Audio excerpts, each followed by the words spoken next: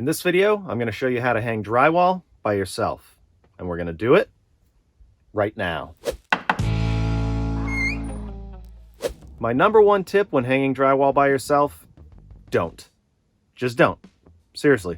Call a friend, call a family member, have your significant other help you out. You're going to run the risk of hurting yourself. Whenever you do something construction, you're going to run that risk. But when you do it by yourself, the risk is even higher. Of course, there's a risk in everything that you do. If you're like me and you carry 12 bags of groceries into the house because you don't want to make a second trip, you can run the risk of hurting yourself that way. So why are you even making this video then, Matt? Well, somebody like me always does stuff by themselves. And it's not because I don't have any friends, although I joke about that all the time. Really, the reason is because I work at a different pace. I know a lot of you probably don't put off projects for months at a time just to be able to slow down to make videos along the way, but there might be certain things where you like to work at your own pace and you don't want to put somebody through that, or maybe you don't want to call somebody and deal with all that. So I'm making this video for all of you that are just gonna do it by yourself regardless. And there's probably some of you out there that are saying drywall's easy, just do it by yourself, whatever. Sure, drywall is easy if you've done it before, you know what you're doing. But this video is also for people who have never hung drywall before, and maybe it's a little intimidating to even pick up a sheet of drywall. That's why I'm making this video. So a good place to start is how to actually carry a sheet of drywall. Once you figure out how to maneuver it, then it'll be easier when you're actually installing it. So the way I like to do it is to use one hand as a balance and one hand carries all the weight. So I tend to use my left hand and I pick up the sheet with my arm fully extended like this, so most of the weight is actually on my legs, not on my arms, and then I use my other arm to balance the sheet. So go to the middle of the sheet, that way it'll be balanced on both ends, arm fully extended, and lift it. And then you can adjust either way, but this way, once you're carrying it, you'll soon realize that although it is heavy, it's really not that heavy. By the time you get the drywall from the pallet that it's on at the store, to the cart, into your truck, back home, and into the house, you should be starting to learn how to maneuver the sheets, and ultimately that's going to help you install it and make it easier. Another thing to take into account is the size of the drywall. As far as thickness goes, 1/2 inch is kind of the standard. If you want to go thicker for fire code reasons or whatever you want to do, you can get 5/8, you can get 1/4 inch if you're hanging over existing drywall, but I use 1/2 inch in every room. The sheets come 4 foot by 8 foot or by 10 foot, 12 foot, and I think even 16 foot. Here's where there's going to be some controversy in this video. I have a room that's about 9 by 11. I'm going to use 8 footers. And people are going to say, this is 9 feet. Just get a 10 footer, cut a foot off of it, and you won't have any seams going this way. Well, that is true. But I'm sorry, I'm just getting 8 footers for this room. The effort that I'm going to save because I'm doing it myself in putting a shorter sheet up here and having a seam over here is going to be totally worth it to me. I'm going to mud and tape and sand my face off in here no matter what. 2 extra seams in the ceiling is not going to be a big deal. In fact, I'm going to cut these sheets even smaller than that, probably about a 6-foot sheet here, 3-foot sheet here, and then that way it'll be even less effort installing these. And I've seen people hang 12-foot sheets by themselves. Ultimately, you can do what you want, but that's not for me. So you figured out how much drywall you need, what size you need, you've gotten it to your house, you figured out kind of how to carry it, so now you can install it. And the cool thing is, you don't need a ton of tools. Most important ones, tape measure, a utility knife, pencil, 1.25 inch, drywall screws, and a drywall gun. This one's cordless, which is really nice. You don't have to worry about cord tripping you up. Of course, it's Ryobi, because I love Ryobi. It has a little hook that you can just put on your pocket or on your tool belt so that you can hold the sheet up against the wall or the ceiling, grab it, put a screw in, as you'll see. The only other tool that really makes it a million times easier is a Rotozip, and I'll talk about this a little later on. I guess you don't necessarily need this. You could use a knife, but it would be a nightmare, really. So you should get one of these if you're doing drywall. Now we need to figure out where our first piece is going. I'm going to start right in this corner. I always start with the ceiling. It is the hardest part anyways, so we'll get it out of the way. And you can see the strapping through this plastic. It runs this way. So I'm going to hang the sheets so that the long way goes this way and 4 feet comes out this way. And I'm going to cut my first sheet so that it's on this piece of strapping half on. And then over here, where this mark is, that's going to be my next seam, because I do still want to stagger my seams so that when I mud it and sand it, it blends in better. If I did a seam all the way down here, you would probably be able to tell, even though we're having a seam all the way this way. It's just good practice to stagger seams however you can. So I have my measurement here from that wall to where I want to cut it half on. I'm going to cut that, and I'm going to put the factory end right here so I have a nice cut, and then I can put my other piece to it. So let's cut our sheet. Here's another tool that's really handy, T-square. Instead of having to use a 4-foot level or a straight edge, this sits right on the top and makes a nice square cut. One great thing about drywall is it's such an easy material to work with. All I got to do, mark my measurement, 79 1/8. And I put my T-square right here. Put my foot on the bottom here to stabilize the T-square. My utility knife.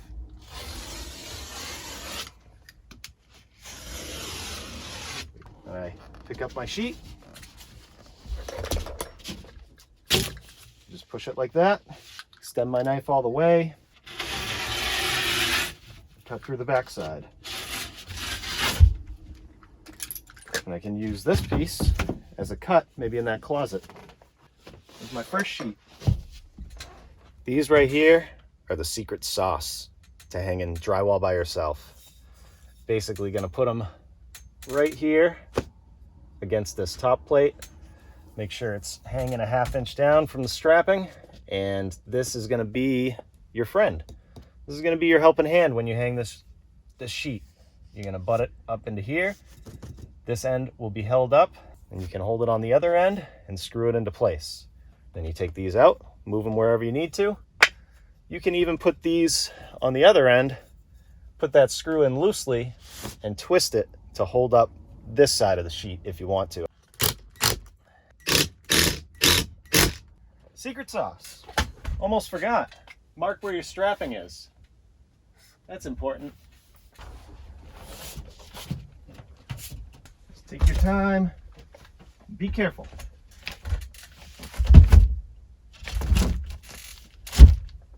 Now I have my sheet locked in to my helpers. I want to make sure I'm square. All right. Let's get some screws in. Now make sure you keep your hand on this until you get plenty of screws in.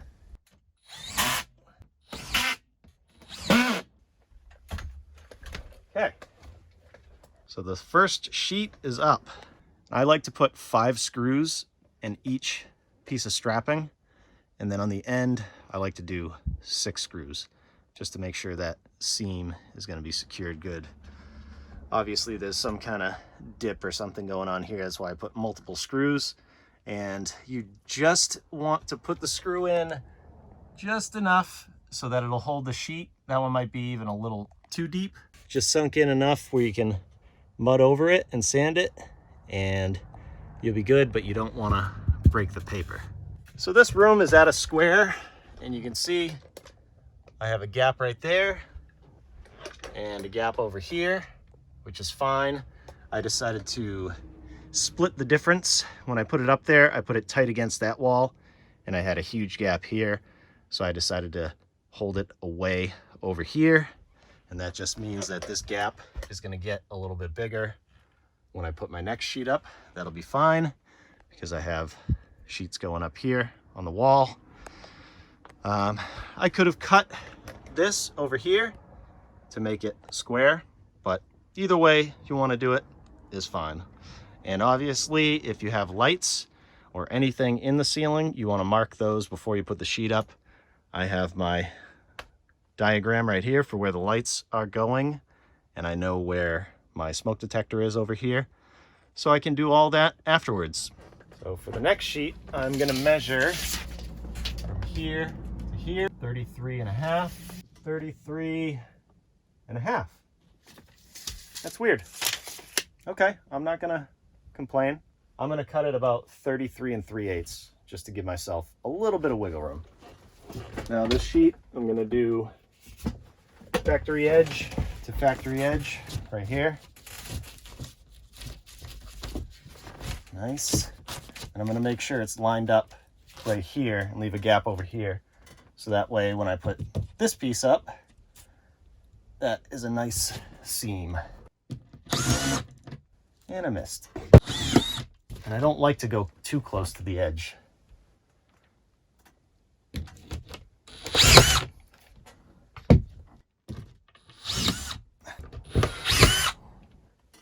This gap is a little bigger than I wanted. That's okay. Another sheet going there and mud. I'm doing this by myself. Give me a break.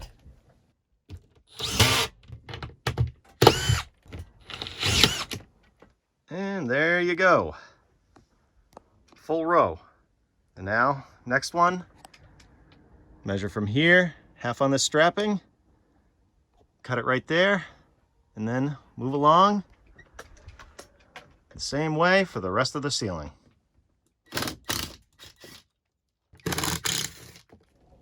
I'll put this right here, but leave it loose. Gonna be mud in the seam anyways.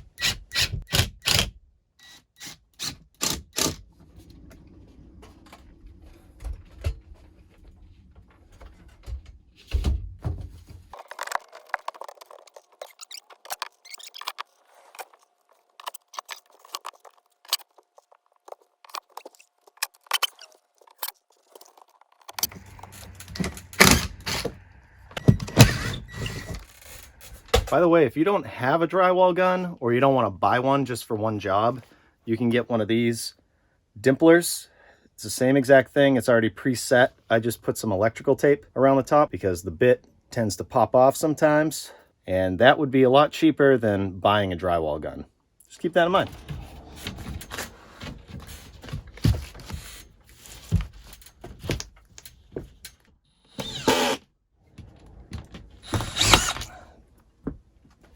And that is the worst thing ever. The tip fell out of this gun. So now I'm stranded. Let's hope I have enough screws in that.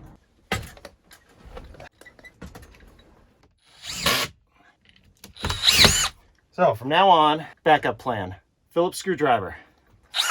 When in doubt, go manual. Imagine hanging all these sheets with just a hand Phillips screwdriver. That'd be fun. You can also get one of those guns that have the roll of screws and you can just zing, zing, zing. I haven't had good luck with them though. They jam up, and in situations like that where they do jam up and you have a full sheet above your head, it's not good. Not good at all. And as you go along here, be a friend to yourself if you're going to be mudding this. And just screw in any of these screws that are sticking down carefully, or take out any ones that missed strapping, like this one. For some reason there must be a hole there, and I'm going to have this tiny cut or rip against this back wall.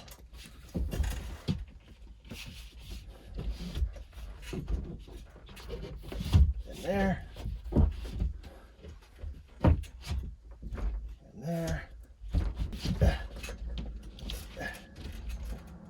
There we go.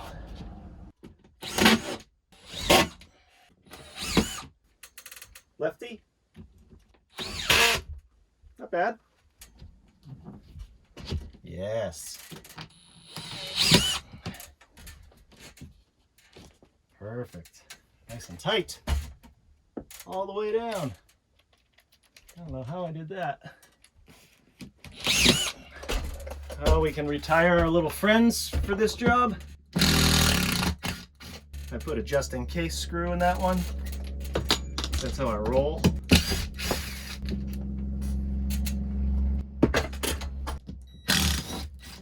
Thanks, friend.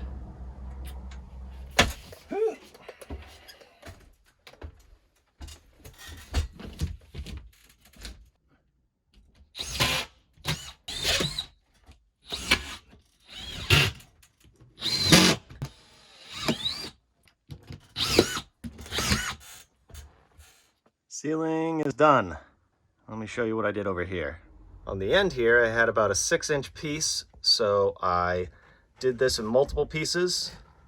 It doesn't really matter because I have a corner seam going right here that I'm gonna have to mud, and then I'm gonna have to bring this seam way out to here. So this will basically be all mud out to about here. So I figured I'd use up the scraps that I have. I had some extra in the basement. You can see the date on that.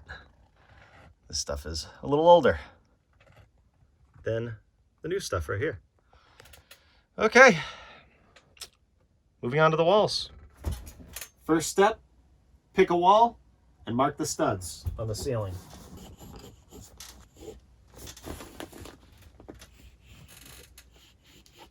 Now, there's no real rhyme or reason to picking a wall, but with this one, I know that the nailers on each end are a lot smaller than these walls. And I'm gonna have to take down my fancy schmancy shade here for a little bit. I have heard a lot of different schools of thought when it comes to every aspect of drywall. Just a few of them.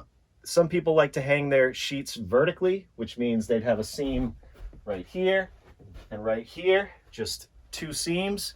And I guess that's good to have less seams, but at the same time, I like to do it where I hang the sheet like this. And if I have a seam, it'll be right here, and then the other one will be like here, just like the ceiling. And the reason I do that is because it's a lot harder to make one vertical seam look perfect throughout the entire wall with all of its imperfections. Of course, you could do 10-foot sheets like we talked about earlier and just do one here and then a rip on the bottom, and you would just have this one seam, and that's fine. I just don't like the vertical seams, and that's just how I am. Another thing I've heard is that people like to do the bottom sheet first. So they'll sit it on the ground and then they'll take the next one and they'll set it up right on top of that one. And in theory, that makes sense, but with a house that's not perfect, nothing's level, nothing's square, it's never gonna work out. You're gonna have to rip the top, and it's gonna be a lot harder to do that than if I was to rip the bottom. And that's what I like to do. I like to put the top sheet up first and then leave about a 1/4 inch on the bottom. As long as the bottom plate is covered, I'm okay with that. And then I pry that up to the piece that I put on the top and call it a day. That's how I do it. That's how I'm gonna do it. That's how I'm gonna show you. But I guess there's more than one way to skin a cat. Is there really though? Weird saying. Got my first piece cut. It's gonna come to right here, half on that stud and factory edge. I'm gonna cut the window out afterwards. I'm gonna hang this up and then cut the window out. You could cut it out right now if you wanted, but I find it to be easier to cut it out afterwards.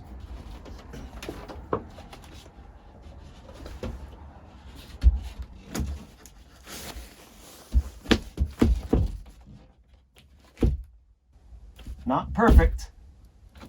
Nothing is in this house. Now, if I put my feet way back like this, just put some weight on it. Get some screws in.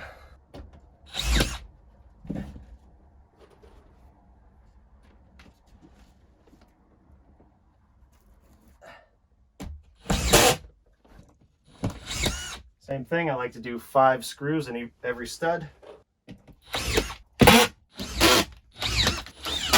Have fun. This does have this setting, by the way.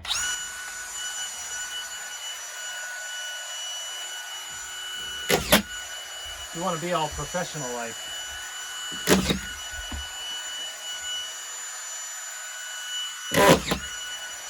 I'm much slower than a professional. So we have our first sheet hung right here, and you can see something a little wacky is going on right about there. And this is a great example of an imperfection in the wall. Basically what was happening was this stud and this stud are out further this way than this one. So when I started putting screws in, they started popping through the drywall.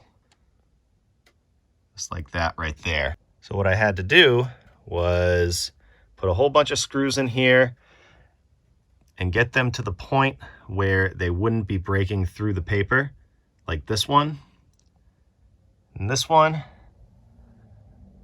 and avoiding ones like that.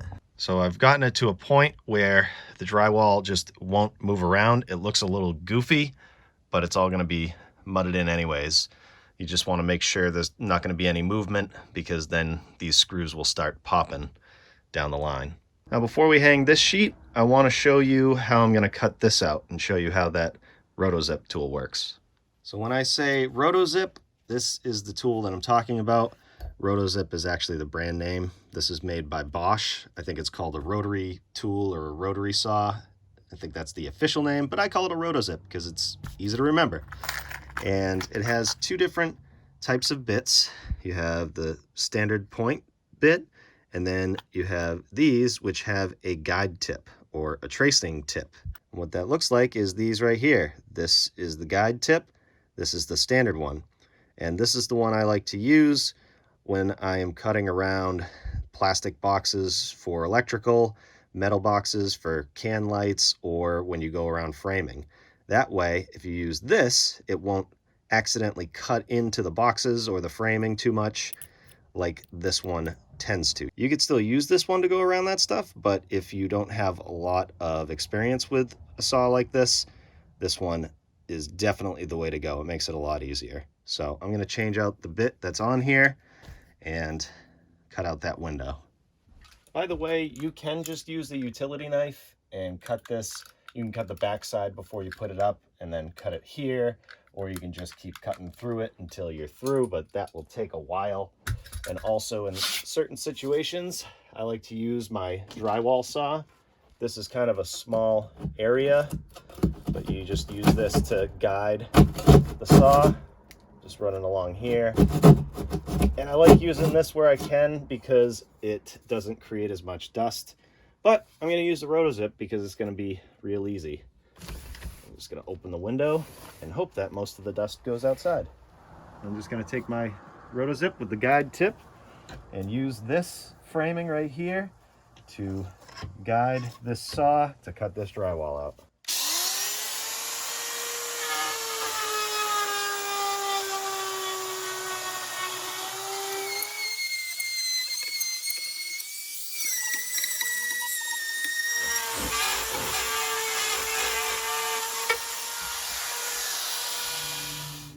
Go.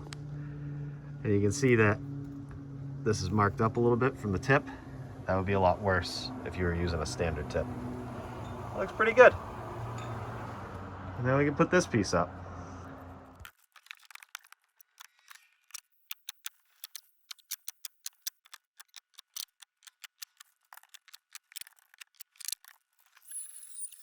Okay, now it's time to put the bottom pieces in.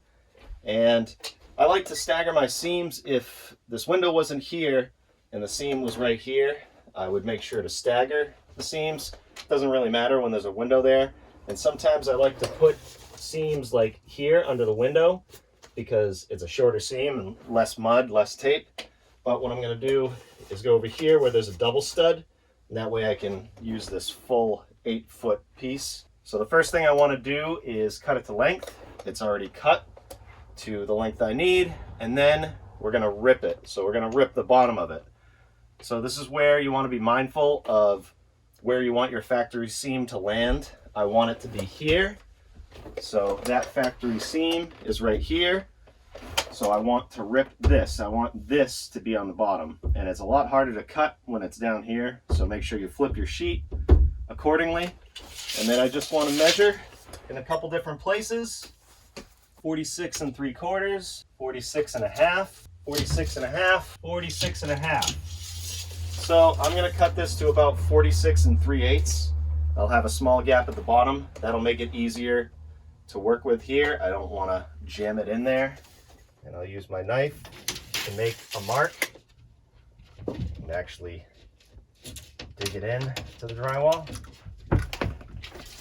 46 3/8 right here. And I can take my chalk line and use that slit to hold the line. Hold that up to this mark. Snap-a-lappa. Now I just make my cut along that line.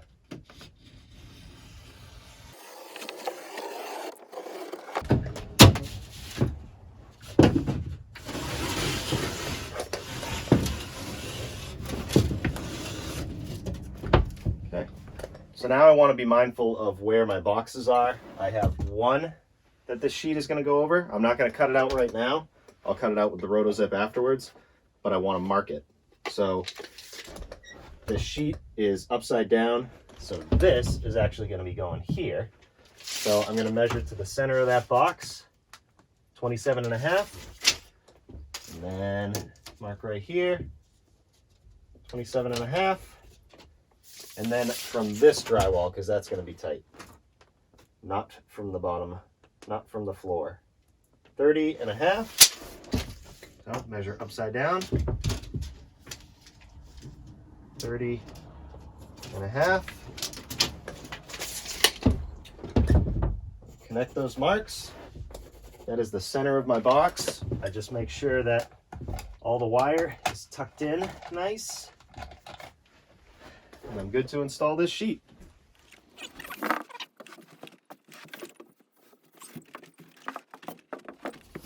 Make sure all the stuff is out from behind that heat. Sneak it back there.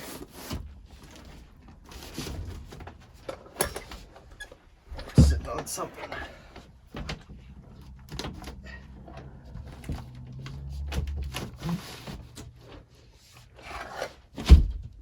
Another secret sauce tool, flat bar, right in the middle of the sheet.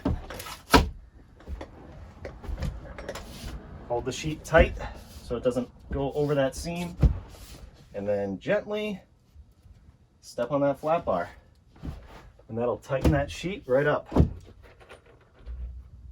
And then you can screw it into place. Lefty. You want to put screws wherever you can. Just don't put them too close to this box, because then that box will break through. And in fact, I think that's enough screws for now. I'll put one right here just to tighten up that drywall against that box. We can cut it out. Okay, now I'm going to take my Rotozip, and this is the center mark for that box. I'm just going to plunge cut this and go about a 1/2 inch past this drywall, and then find the edge, pull this saw out a little bit, and then find the outer edge and just ride along that box and cut this out.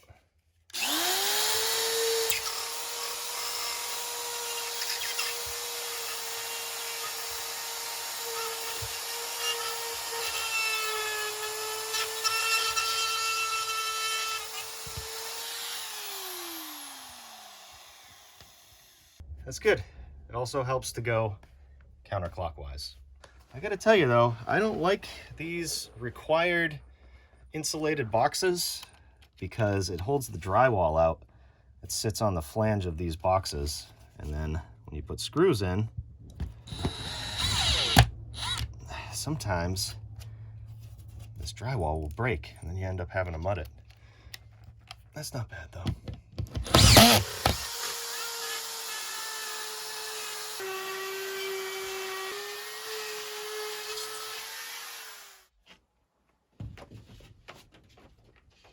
Right there. Don't forget about your trusty friend.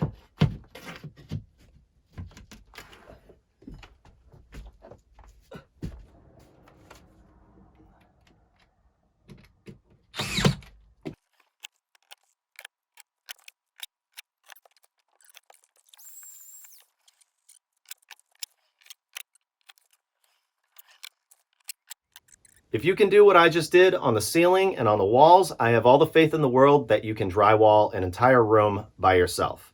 Again, I highly recommend you get some help, but if you can't, I hope this video helped you out.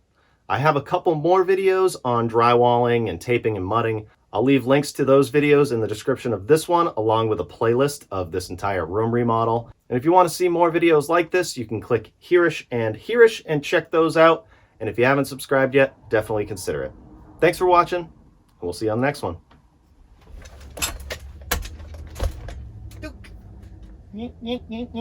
So my factory seam is right here, and I want that to be where my, you can't even see that.